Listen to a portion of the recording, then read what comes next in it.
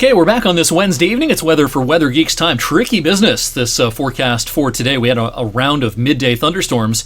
Hasn't really done much at all since then, and we're still waiting for storms to kind of start lighting up the radar across eastern Ohio and western PA this evening. But a quick recap of those midday storms. They packed a punch, and there was a corridor of pretty strong winds from northeastern Trumbull County through extreme northwestern Mercer County and up into Crawford County as well, including some damage reports here up in Crawford County. Gusty winds accompanied that line as far south as Interstate 80, but nothing severe that far to the south with those midday storms. Now, those midday storms were in association with what's known as a mesoscale convective vortex, a mini area of low pressure. MCV is the abbreviation for that phenomena, and these can really kick up thunderstorms, but they can also leave in its wake a period of subsidence, of sinking air. We had that today. We've had some dry air aloft, indicated by the oranges and yellows here on the water vapor imagery. And so everything has just had a hard time initializing this afternoon in this environment. It's a warm, humid environment, but with the air upstairs pretty dry and actually sinking a little bit, we have seen a real dearth of shower and thunderstorm activity thus far this afternoon. But we'll show you the radar here in just a moment. We have a clash of the air masses, of course, with a cold front heading our way. There's not much cold air, of course, with this front, but there is a dew point boundary. The dew points have risen into the 60s locally, as high as about 70 from Cincinnati up to Columbus, but as nearby as Detroit, heading down towards Fort Wayne in Indianapolis. The drier air is pushing in, and that drier air will make inroads across eastern Ohio and western PA late tonight and into our Thursday. Severe thunderstorm watch has been hoisted a few hours to our east, all the counties in yellow. Guess I wouldn't be surprised if an additional watch was issued somewhere before the evening is through across Ohio. I think it's a, kind of a 30 to 40% chance of a watch issuance, but watch or not,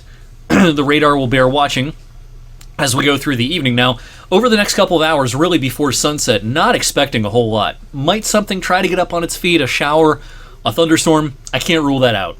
And any thunderstorm that does manage to get going before sunset could be strong.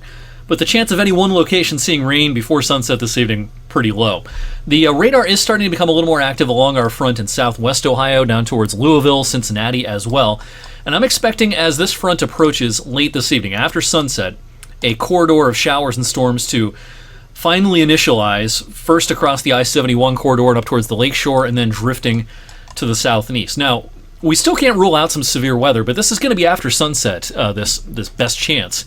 And as we head towards 10, 10:30, 11 o'clock, 11:30, even midnight or so, could there be a rowdy thunderstorm accompanying this band? Yes, that's a possibility. In any one location, the severe weather risk won't last very long, and I think this stuff will be out of here well before daybreak tomorrow morning. In fact, we're in great shape for our Thursday. This front will go far enough south and east before stalling out that the drier air will push in.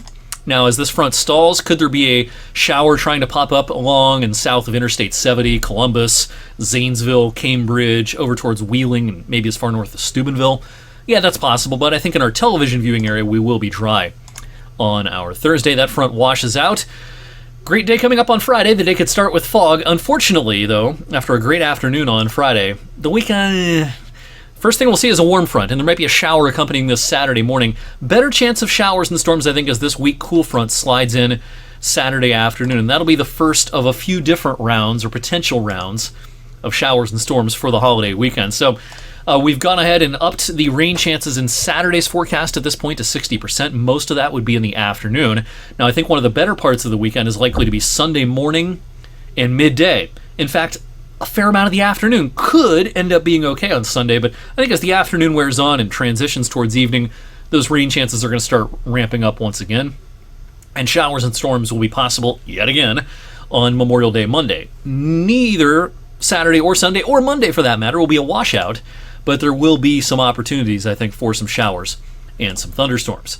So keep that in mind if you have outdoor plans for the holiday weekend. The pattern beyond the holiday weekend, though, it looks a little bit different as we go past Memorial Day and into the latter stages of May. We get a ridge of high pressure poking its head up out here across the middle of the country, and downstream from that, pretty good trough carving out across the Great Lakes and into the northeastern U.S. And what this will mean for us is a lack of heat at the end of May. In fact, it'll be below average temperature-wise for at least a couple of days, with highs mostly in the 60s at the end of the month.